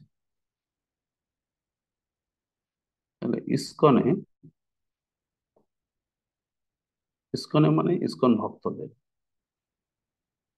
ইসকনে মানে কথাটা হচ্ছে ইসকন ভক্তদের মধ্যে ।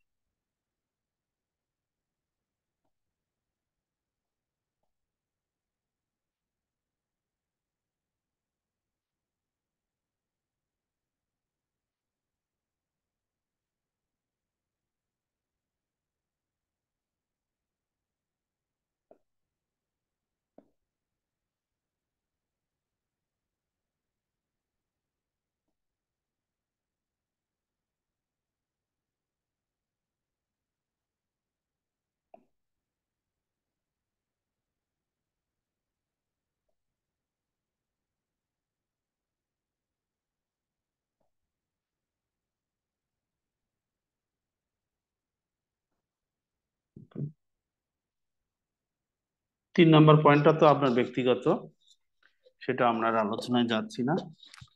তো এই দুটো পয়েন্টেই আলোচনা করা হচ্ছে, তো আমি গ্রুপে বিভাজন করে দেবো। আপনারা ছোট ছোট গ্রুপে বিভাজন হয়ে উম,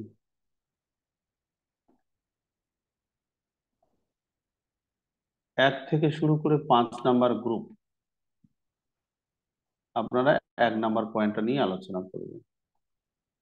1 থেকে শুরু করে 5 নাম্বার গ্রুপে যারা পড়বেন তারা শুধু এই পয়েন্টটাই আলোচনা করবেন, ঈশাবাস্য নীতির প্রয়োগের ফলে সমাজের কি কি সমস্যার সমাধান হবে। ওকে। আর 2 নাম্বার গ্রুপে যারা আছেন তারা 6 থেকে শুরু করে 10 নাম্বার গ্রুপে যারা থাকবেন তারা 2 নাম্বার পয়েন্টটা আলোচনা করবেন। হলো? তো আপনাদের আলোচনার জন্য আমি 10 মিনিট টাইম নির্ধারণ করছি।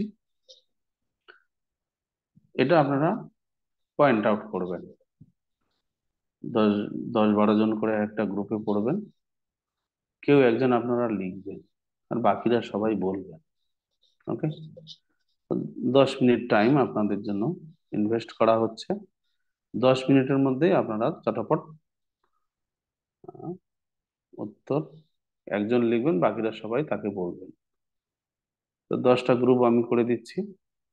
নিজ নিজ গ্রুপে ঢুকে আপনারা আপনাদের পয়েন্টটা আলোচনা করুন। হরে কৃষ্ণ।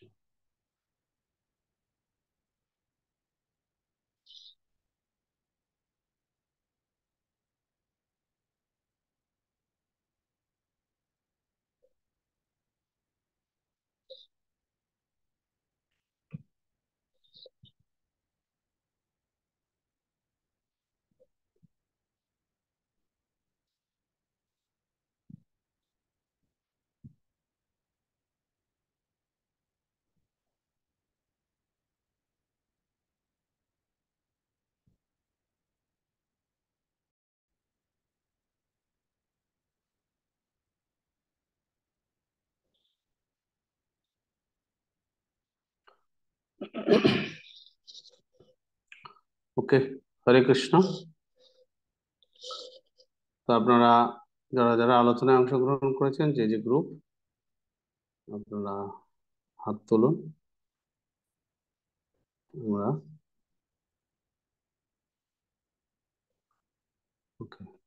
স্বরূপ কুমার পাল, বলুন। হরে কৃষ্ণ প্রভু, দণ্ডবত প্রণাম। আমি 1 নম্বর গ্রুপে ছিলাম।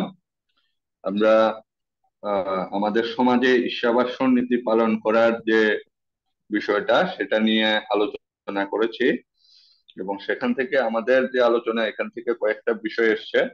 যে এখানে আমরা পেয়েছি যে তাৎপর্য আলোচনার মধ্যে পেয়েছি যে সাম্যবাদীদের দ্বারা যে প্রচারিত যে বিষয়, সেই বিষয়ে সঙ্গে আমরা যদি ঈশাবাস্য নীতি প্রয়োগ করি তাহলে দেখা যাবে সাম্যবাদীরা যে বলেছে আহ সমাজের ধনী অংশের লোকেদের থেকে বা পুঁজিবাদীদের সম্পদ এনে দরিদ্রদেরকে সাহায্য করি আমরা, তাহলে তাহলে দেখা যাবে যে দরিদ্র যারা যারা দরিদ্র আছে তারা তো প্রকৃত পক্ষে তাদের কর্মের কারণে দরিদ্র হয়েছে।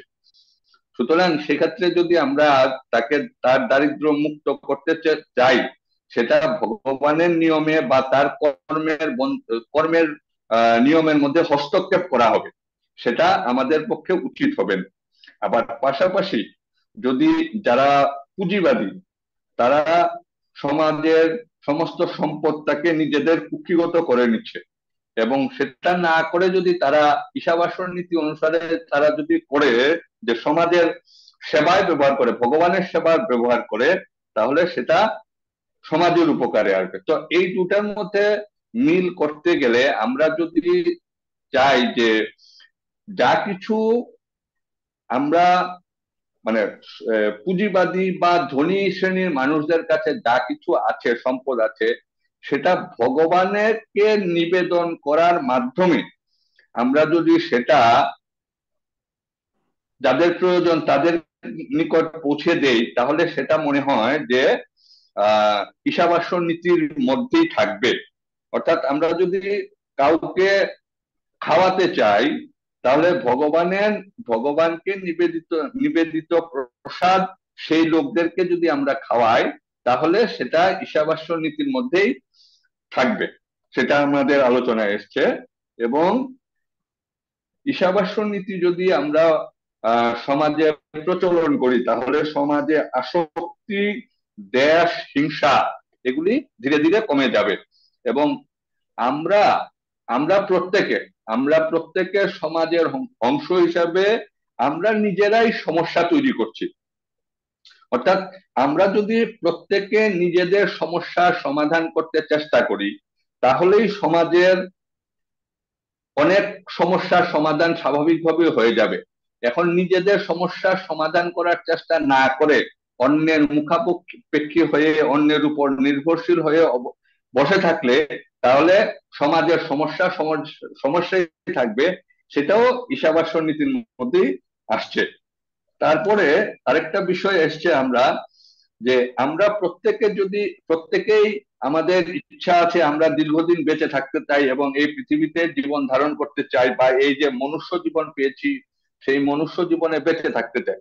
এবং এই মনুষ্য জীবনে আমরা যদি ভগবত কেন্দ্রিক জীবন যাপন করি এবং ভগবানের সেবায় আমাদের নিজেদেরকে নিয়োজিত করে আমরা যদি দীর্ঘদিন বেঁচে থাকতে পারি, তাহলেও সেটা কোনো সমস্যার সৃষ্টি হবে না। এবং কারণ ভগবানের সেবায় আমরা নিজেদেরকে নিয়োজিত করলে পরবর্তীতে আমাদের এই যে আমরা সমস্ত কর্মফলের বন্ধন থেকে মুক্ত হয়ে আমরা ভগবত ধামে ফিরে যাওয়ার উপযুক্ত হব।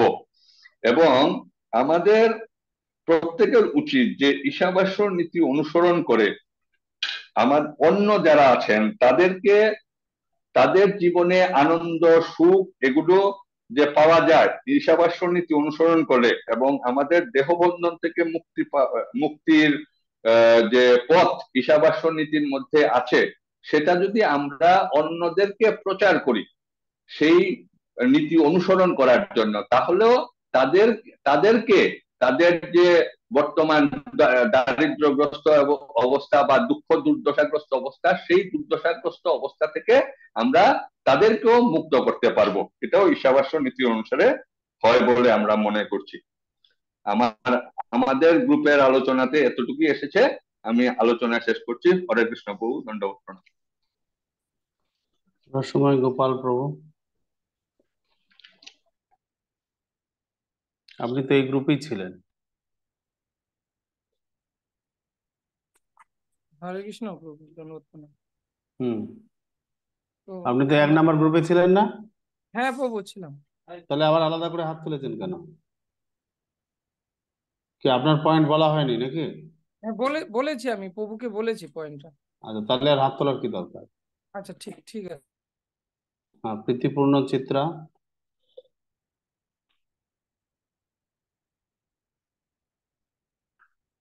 হুম, মাইক অন করুন।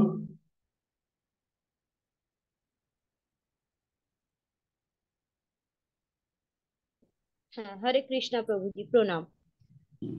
হুম, আমার আমরা 2 নম্বর গ্রুপে ছিলাম, যেখানে সমাজে কি কি সমস্যা সমাধান হবে ঈশাবাস্য নীতি প্রয়োগ করলে সেইটার আছে। তো আমরা আলোচনা করে প্রথম আমাদের যে পয়েন্টটা উঠে এসেছে, সেটা হচ্ছে বর্তমান সমাজে সব থেকে বড় সমস্যা হচ্ছে এই যে সাম্যবাদ পুঁজিবাদ নিয়ে, এই নিয়েই যত সংঘর্ষ হচ্ছে। আমরা যদি ঈশাবাস্য নীতি প্রয়োগ করি, তাহলে এই যে সাম্যবাদ যেখানে দরিদ্রদেরকে অধিকার দেয়া, এবং পুঁজিবাদ নীতি যেটা নিজেদের আয়ত্তে সবকিছু রাখা, এই জিনিসটা থাকবেই না। কারণ ঈশাবাস্য নীতির প্রথমেই হচ্ছে বিশ্ব চরাচরের সবকিছু মালিকানা আছে ভগবানের অধীনে, এবং ভগবানকে আমরা মালিক মনে করে সবকিছু কাজ করতে থাকবো ভগবানকে সেন্টারে রেখে। তো সেই জন্য সাম্যবাদ পুঁজিবাদ এইসব নীতি থাকবেই না। এটা একটা আলোচনায় উঠে এসছে। আরো একটা আলোচনায় আমরা দেখেছি এখানে তাৎপর্যে, যেখানে বলা হয়েছে যে সমাজে শুধু সাম্যবাদ পুঁজিবাদই নয়, আরো পরমার্থবাদ, সমাজতন্ত্রবাদী, সাম্যবাদ, এরকম বিভিন্ন রকমের বাদ নিয়ে অনেক আলোচনা হয় এবং তাদের নিজেদের মতবাদও থাকে। কিন্তু ভগবানকে কেন্দ্র করে কাজ করলে তো এরকম কোনো বাদের থাকবে, কিন্তু এই নিয়ে কোনো ঝামেলা হবে না, কোনো ক্ষতিই হবে না। এটা একটা আলোচনায় উঠে এসছে। আরো একটা আলোচনায় উঠে এসছে পয়েন্ট, সেটা হচ্ছে আমরা কর্মবন্ধন থেকে মুক্ত হতে পারবো। মানে প্রথমত কর্মবন্ধন একটা আমরা পাপ গ্রাস করছি বিভিন্ন রকমের খাদ্য গ্রহণ করে, যেটা নিজেদের রসনা তৃপ্তির জন্য ভগবানকে না নিবেদন করে। তো আমরা সেটা আর করবো না, কারণ ঈশাবাস্য নীতিতেই আছে যে ভগবানের প্রসাদ গ্রহণ করা। তো ভগবানের প্রসাদ গ্রহণ করলে আমাদের এই ধরনের পাপ আমরা গ্রাসে গ্রাসে যে গ্রহণ করছি সেটা আর হবে না। এটা একটা। আর একটা কর্মবন্ধন আরো আছে, কর্মফল, যে ভগবান গীতাতে বলে দিয়েছে আমাদের জন্য কি কি নির্ধারণ করা আছে খাদ্য হিসেবে। তো সেক্ষেত্রে আমরা যে পত্র পুষ্প ফল জল এগুলো যেগুলো ভগবানকে নিবেদন করে খাবো, সেক্ষেত্রে এই যে প্রাণী হত্যা বর্তমান সমাজে বিশেষ করে গো হত্যা যেটা হয়ে থাকে, ভীষণ বড় একটা রূপ নিয়েছে গো হত্যা। যদি আমরা ঈশাবাস্য নীতি প্রয়োগ করে জীবনযাপন করতে থাকি, তাহলে সমাজের এই বড় সমস্যা প্রাণী হত্যা গো হত্যা, যে সমস্ত প্রাণীদের ও অধিকার আছে বেঁচে থাকার, তো এই জিনিসটা বন্ধ হতে পারে, প্রাণী হত্যা, এটা আমরা আলোচনায় পেয়েছি। আর একটা আমরা আলোচনায় পেয়েছি, সেটা হচ্ছে এই যে ঈশাবাস্য নীতি যদি প্রয়োগ করা হয়, মানে আমরা জীবনে প্রয়োগ করতে থাকি, তাহলে সমাজে যে আমরা বিভিন্ন যোনি দেখতে পাই এই আমাদের সমাজে, আমাদের প্রকৃতিতে। এই যোনিগুলো আমরা পাবো না, নিম্নতর যোনিতে আমরা পতিত হব না, মানে এটাই আর কি, নিম্নতর যোনিতে পতিত হব না, নরকে আমরা পতিত হব না, এরকম একটা ব্যাপার আমরা পেয়েছি। আর একটা আমরা যেটা পেয়েছি সেটা হচ্ছে আমাদের হিংসা বন্ধ হবে যদি ঈশাবাস্য নীতি প্রয়োগ করি। ঈর্ষা বন্ধ হবে, অন্য সম্পত্তিতে লোভ করা এগুলো বন্ধ হয়ে যাবে। আর একটা বলা হয়েছে যে প্রকৃতিতে যে সম্পদগুলো আছে, আমরা যদি ঈশাবাস্য নীতি প্রয়োগ করি, করে জীবনযাপন করি, এবং ভগবান আমাদের জন্য যেটুকু নির্ধারণ করে দিয়েছে সেইগুলো নিয়েই যদি আমরা চলতে থাকি, তাহলে প্রকৃতির যে সম্পদ সেগুলোর কোনো অপব্যবহার হবে না, এবং যে যারটুকু নিয়েই সন্তুষ্ট থাকবো, এতে নিয়ে কোনো দলাদলি হিংসা মারপিট যুদ্ধ এইসব ব্যাপারগুলো চলবে না, রাষ্ট্রের সঙ্গে হিংসা, নিজেদের ভিতরে হিংসা, এগুলো চলবে না। সমাজ সুন্দরভাবে চলবে এবং ভগবানকে কেন্দ্র করে কর্ম করা হবে। তো ফলে আমাদের জন্ম মৃত্যুর বন্ধনও থাকবে না, আমাদের নিম্নতর জনিতে পতিত হতে হবে না, এবং আমাদের বেঁচে থাকা, যে 100 বছর বেঁচে থাকার কথা বলা হচ্ছে, যদি ঈশাবস্য নীতি সঠিকভাবে পালন করা হয়, সেগুলো সঠিকভাবে হতে থাকবে। এগুলো আমরা সমাজের প্রচারও করে বলতে পারি, এবং সমাজের এই যে সমস্যাগুলো, যুদ্ধ ঝামেলা ঝঞ্ঝাট মারপিট, এগুলো সব বন্ধ হবে ঈশাবস্য নীতি প্রয়োগ করলে। নমস্কার প্রভুজি, সবাইকে প্রণাম। এইটুকুই আমরা আলোচনা করে পেয়েছি। Thank you. হরে কৃষ্ণ। ধন্যবাদ। অশেষ নিমাই। হরে কৃষ্ণ প্রভু। আমাদের 4 নম্বর গ্রুপের পক্ষ থেকে আমাদের আলোচনার বিষয়বস্তু আপনার সামনে এবং আমাদের সকলের সামনে উপস্থাপন করছি। আমাদের আলোচনার বিষয়বস্তু ছিল ঈশাবস্য নীতি প্রয়োগে সমাজের কি কি সমস্যার সমাধান হবে। আমরা সমাধানকল্পে 8টি পয়েন্টকে আমরা আলোচনায় এনেছি। আমাদের প্রথম পয়েন্ট, সব পূর্ববর্তী ভক্তরা বলেছেন, সাম্যবাদ ও পুঁজিবাদের মধ্যে বিবাদ দূরীভূত হবে। 2 নম্বর পয়েন্ট আমরা যেটা এনেছি সেটা হচ্ছে মানব সমাজের প্রতিহিংসা পরায়ণতা মনোভাব দূরীভূত হবে। 3 নম্বর পয়েন্ট হচ্ছে দ্রব্য মূল্যের বৃদ্ধি দূর হবে। 4 নম্বর পয়েন্ট হচ্ছে খাদ্য ঘাটতি থাকবে না। আমরা দেখেছি খাদ্য ক্ষুধামন্দা যে ঘাটতিটা হয়, সেটা ঈশাবস্য নীতি প্রয়োগ করলে থাকবে না। 5 নম্বর, অন্যের জিনিস দখল করে নেওয়ার যে যুদ্ধাংদেহী মনোভাব, সেটা দূরীভূত হবে। 6 নম্বর পয়েন্ট হচ্ছে, প্রভু এই ঈশাবস্য নীতি যদি আমরা সমাজে প্রয়োগ সমাজে থাকে, তাহলে ঘুষ দুর্নীতি চুরি ডাকাতি সহ সকল ধরনের সামাজিক অসঙ্গতি দূরীভূত হবে। 7 নম্বর পয়েন্ট হচ্ছে, মনুষ্য জীবনের কর্মবন্ধন কমতে থাকবে। আর সর্বশেষ 8 নম্বর পয়েন্ট আমরা যেটা বলছি সেটা হচ্ছে, সমাজের প্রকৃত শান্তি প্রতিষ্ঠিত হবে। Thank Hare you. কৃষ্ণ। শঙ্কর্ষণ বলরাম।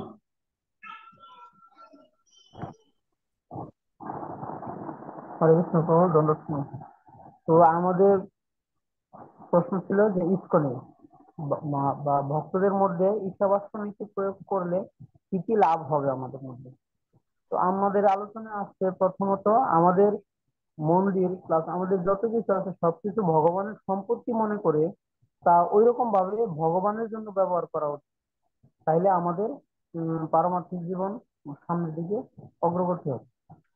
দ্বিতীয় পয়েন্ট ছিল, ভক্তদের মধ্যে প্রীতি বিনিময় বা সব সম্পর্ক অটুট রাখতে হবে। তাহলে আমাদের ভক্তি জীবনের যে ভক্ত সঙ্গ এটা বৃদ্ধি পাবে, আমাদের ভক্তি জীবন আস্তে আস্তে আরো উন্নতির দিকে যাবে। 3 নম্বর পয়েন্ট ছিল, ভক্তদের মধ্যে ঈর্ষা ভাব থাকবে না।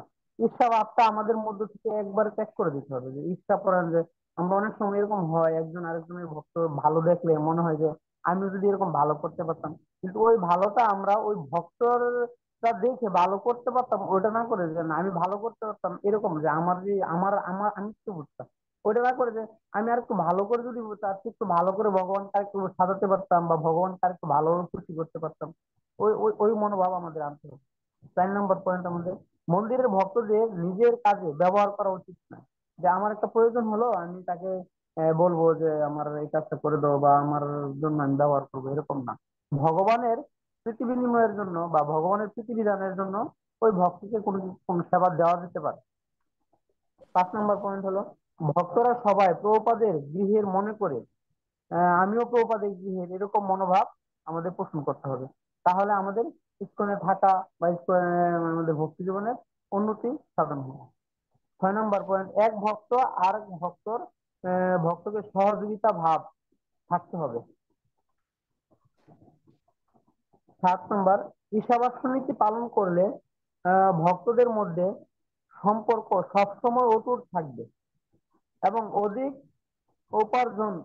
8 নম্বর পয়েন্ট, এবং আমাদের দৈনন্দিন জীবনে অধিক উপার্জন করতে চাই যে আমরা ওই বাসনা ত্যাগ করে যা আমাদের জীবনে আছে সেটাই ভগবানের সম্পত্তি ভেবে ততটুকু নিয়ে আমাদের সন্তুষ্ট থাকতে হবে। হরে কৃষ্ণ প্রভু। Okay. সুবিগ্রহ নৃসিংহ। হরে কৃষ্ণ, শ্রীচরণ দণ্ডবোধ প্রণাম প্রভুজি। তো আমাদের আলোচনা ছিল যে ইসকনে ভক্তদের মধ্যে ঈশাবাস্য নীতি প্রয়োগ করে কি কি লাভ হবে।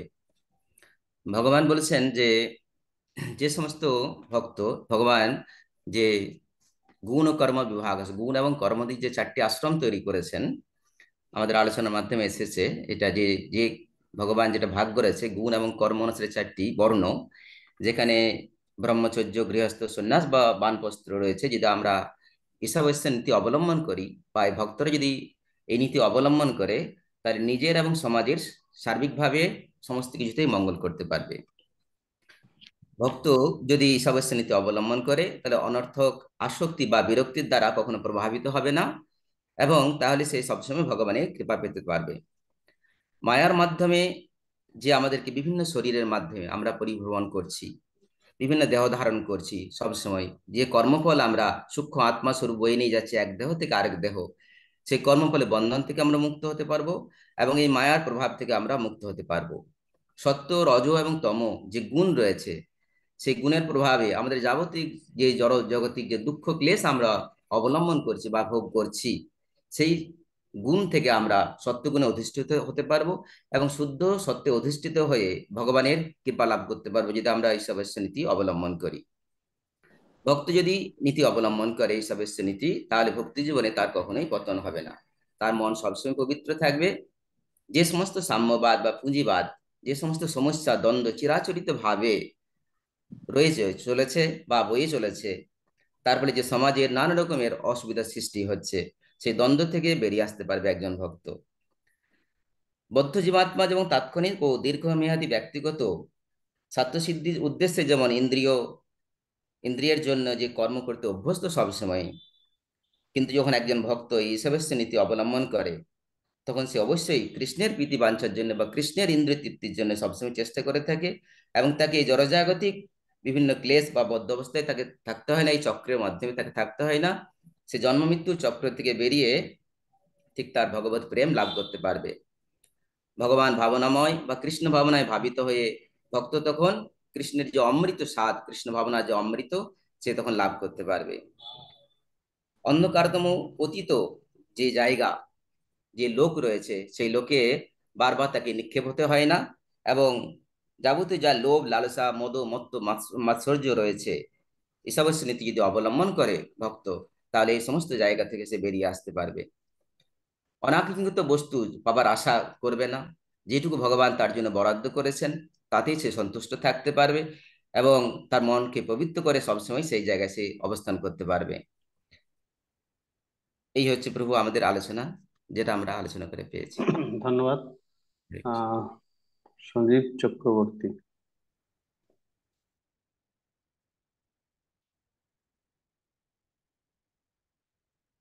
হরে কৃষ্ণ প্রভু, দণ্ডবত প্রণাম। তবু আমাদের আলোচনার বিষয় ছিল এই সদস্য নীতি প্রয়োগের ফলে ইসকনের কি কি লাভ হবে বা লাভ হবে, এই বিষয়টা আমাদের আলোচনার বিষয় ছিল। তো আমরা আলোচনার মাধ্যমে আমাদের গ্রুপের 6 নম্বর গ্রুপের পক্ষ থেকে আমরা যে ডিসকাস করে যেগুলা পেয়েছি সেগুলো আমি আপনার কাছে উপস্থাপন করছি। প্রথমে আমরা আমাদের গ্রুপে যে পয়েন্টটা উঠে এসেছে সেটা হচ্ছে ঈশাবস্য নীতি মানে ইসকনে এই ভক্তদের পালন করার মাধ্যমে আমাদের ভগবানের প্রতি পূর্ণ শরণাগতি বা বিশ্বাস বর্ধিত হবে। যেমন আমাদের দশবিধ নাম অপরাধের একটা অপরাধ, যে 10 নম্বর অপরাধটা ভগবানের নামের প্রতি পূর্ণ বিশ্বাস না থাকার ফলে এটা আমাদের একটা অপরাধ হচ্ছে, সেই অপরাধ থেকে আমরা মুক্ত হতে পারবো। তারপর ঈশাবস্য নীতি পালন করার মাধ্যমে আমরা জন্ম মৃত্যুর চক্র থেকে বের হতে পারবো, এবং যে 3 নম্বর শ্লোকের অনুবাদ, অন্ধকার তমসাচ্ছন্ন অসুর লোকের মতো খারাপ জায়গায় আমাদের মৃত্যুর পরে যেতে হবে না। তারপর 3 নম্বর যে ওই উক্তিটা আমরা পেয়েছি, আমরা এই সমস্ত বক্তার সমস্ত নীতি পালন করার মাধ্যমে সেটা এই যে মানে সমাজের বিভিন্ন লোক যারা শ্রদ্ধাবান তারা দেখে তারাও ভগবত ভক্তির প্রতি আকৃষ্ট হবে। 4 নম্বর যেটা আমরা পেয়েছি, আমরা আত্মঘাতীর মতো মহাপাপ বা কর্মবন্ধনের মতো পাপের দ্বারা জর্জরিত হব না। 5 নম্বরে পেয়েছি এই ঈশাবস্য নীতি ভক্তদের মধ্যে পালন করার মাধ্যমে নবীন এবং প্রবীণ ভক্তদের মধ্যে কোনো বিভেদ সৃষ্টি হবে না, একে অপরের প্রতি শ্রদ্ধা সম্মান ভক্তি বাড়বে। এবং 6 নম্বরে আমরা যেটা পেয়েছি, একজন ভক্ত আরেকজন ভক্তের প্রতি হিংসাত্মক যে মনোভাব সেটা কখনো সৃষ্টি হবে না ঈশাবস্য নীতি পালনের মাধ্যমে। এবং ঈশাবস্য নীতি পালনের মাধ্যমে ভক্তদের অনেক সময় আমরা দেখি একটা ভক্তের যতটুকু প্রয়োজন তার থেকেও সেই ইন্দ্রিয় তৃপ্তি করার জন্য এর থেকেও সে বেশি মানে আশা করে। তো এই বেশি আশা বা এই যে অপচয় করাটা আমাদের দূর হবে। এবং ঈশাবস্য নীতি ভক্তদের মধ্যে পালনের মাধ্যমে প্রভুপাতের যে মনোভাব সেটা সকল ভক্তদের হৃদয়ে প্রতিষ্ঠিত হবে, এবং প্রভুপাতের যে সংস্থা ইসকন বর্ধিত দীর্ঘ প্রচার লাভ করবে, এবং প্রভুপাতের যে সুনাম বা সন্তুষ্টতা সেটা আমরা প্রচারের মাধ্যমে এই যে প্রভুপাতকে সন্তুষ্ট করতে পারবো, এবং ভক্তদের মধ্যে সম্পর্ক অটুট থাকবে। এবং অনেক সময় দেখা যায় মানে আমাদের পূর্ব কর্মের ফলে জন্মের বা বিভিন্ন আমাদের পূর্বের কর্মের ফলে আমাদের একটা বিপদ বা একটা দুঃখ এসেছে। অনেক সময় আমরা মনে করি এটা আমি ভগবানকে ভক্তি করছি তারপরে ভগবান এটা আমাকে দিয়েছে, কিন্তু আমরা যদি ঈশ্ববস্য নীতি পালন করি মেনে চলি তাহলে এটা কখনো মনে হবে না ভগবান এটা আমাকে দিয়েছে, এটা আমার কর্মের ফলের মাধ্যমে এটা আমাকে ভোগ করতে হচ্ছে। হরে কৃষ্ণ, প্রভু দণ্ডবত প্রণাম। Thank you. তো খুব সুন্দরভাবে 10 বিধ নাম অপরাধের 10ম নাম অপরাধ যেটা সেটা আপনি বললেন যে সেই নাম অপরাধটা আমাদের দূর হবে। খুব ভালো পয়েন্ট দিয়েছেন। ওকে, তা এটা আমরা দুটো পয়েন্ট আলোচনা করলাম যে ঈশাবস্য নীতি প্রয়োগে সমাজের কি উপকার হবে। প্রভুপাদ বলছেন সমাজের মানুষ 2 নম্বর মন্ত্রে তাৎপর্যে উনি লিখছেন যে সমাজের মানুষ কেউ কেউ আহ পরমার্থবাদী, কেউ বা সমাজতন্ত্রবাদী, কেউ বা সাম্যবাদী, কেউ বা জাতীয়তাবাদী, অথবা অনেকে আছেন মানবতাবাদী। তো এই সমস্ত বিভিন্ন মতবাদ দ্বারা মানুষ প্রভাবিত। তো অসুবিধা নেই, প্রভাবিত আপনি হতে পারেন, কিন্তু আপনাকে ঈশাবস্য নীতি মেনে এগুলো চলতে হবে। আপনি মানবতাবাদী হতে চান, ঠিক আছে, ঈশাবস্য নীতি মেনে আপনি আহ মানবতাবাদী হন, অসুবিধা নেই। আপনি সাম্যবাদী হতে চান, তাহলে ঈশাবস্য নীতি আপনার ভগবানের মালিকানা আপনাকে মানতে হবে, এবং যে নীতি আছে ঈশাবস্য নীতি সেটা আপনাকে মেনে চলতে হবে। তাহলে আপনি সাম্যবাদী হন না কেন, অসুবিধা নেই। আপনি বামপন্থী হন, দক্ষিণপন্থী হন, কোনো অসুবিধা নেই। বা আপনি মধ্যপন্থী হন, কোনো অসুবিধা নেই, আপনি হতে পারেন, কিন্তু আপনাকে আপনার জীবনযাত্রাটা ঈশাবস্য নীতি মেনে চলতে হবে। আপনার জীবনযাত্রা ঈশাবস্য নীতির ভিত্তিতে গঠিত হতে হবে। তারপরে আপনি সাম্যবাদী হন, আপনি জাতীয়তাবাদী হন, আপনি ন্যাশনালিস্ট হন, আপনি কমিউনিস্ট হন, আপনি ক্যাপিটালিস্ট হন, আপনি যাই হন, আপনার কর্মবন্ধনে পড়তে হবে না। তো সমাজের ক্ষেত্রে সমাজের মানুষকে এই মেসেজটা আমরা দিতে পারি যে আপনি যেটাই করছেন আপনাকে ঈশাবস্য নীতি যতক্ষণ না পালন করছেন আপনি কর্মবন্ধনের হাত থেকে মুক্ত হতে পারবেন না। তো সমাজের বিশেষ একটা ইসকন সমাজের ব্যাপকভাবে এটা প্রচারের মাধ্যমে বহু সংখ্যক মানুষকে তাদের কর্মবন্ধনের হাত থেকে মুক্ত করতে পারে। এটা তো সমাজ এবং ভক্তদের ক্ষেত্রে আপনারা বললেন। এখন আপনি ব্যক্তিগতভাবে ঈশাবাস্য নীতি পালন কিভাবে করছেন এবং যদি সঠিকভাবে করেন আপনার কি কি সুবিধা হবে, যেটা হয়তো আপনি এখনো ভক্তি জীবন করেও কাটাতে পারছেন না। অনেক ভক্তের অনেক রকম ব্যক্তিগত সমস্যা রয়েছে, যেগুলো যেন কিছুতেই যাচ্ছে না। কেন যাচ্ছে না? নিশ্চয়ই ঈশাবাস্য নীতিতে কোথাও গন্ডগোল চলছে, ঠিকভাবে আপনি আপনার বরাদ্দে সন্তুষ্ট নেই, কিছু না কিছু ত্রুটি কোথাও আছে। তাহলে ঈশাবাস্য নীতি যদি আপনি পালন করেন যথাযথভাবে, আপনার কি কি সুবিধা হবে, মানে আপনি কিভাবে লাভবান হবেন, সেটা আপনার ব্যক্তিগতভাবে আপনাকে লিখতে হবে। ওকে, তো 3টা পয়েন্ট এই প্রশ্নের উত্তরে চাওয়া হয়েছে। তা আপনারা যারা বুঝতে পারলেন খুব ভালো, যারা বুঝতে পারেননি রেকর্ডিং শুনবেন। বিভিন্ন জন বিভিন্ন মন্তব্য রেখেছেন, বিভিন্ন গ্রুপ থেকে উঠে এসেছে, খুব গুরুত্বপূর্ণ কথা অনেক গ্রুপেই আমরা শুনলাম। তো সেগুলো আপনাদেরকে উত্তরের মধ্যে সংযোজন করতে হবে। ঠিক আছে, আগামীকাল 4, 5, 6 এবং 7 এই কয়েকটা মন্ত্র আপনারা পড়ে আসবেন। 4, 5, 6, 7। ঠিক? হরে কৃষ্ণ কৃষ্ণ কৃষ্ণ হরে হরে, হরে রাম রাম রাম হরে হরে। শিল প্রভুপাদ কি জয়, সমেত ভক্ত বৃন্দ কি জয়, গৌর প্রেমানন্দে হরে।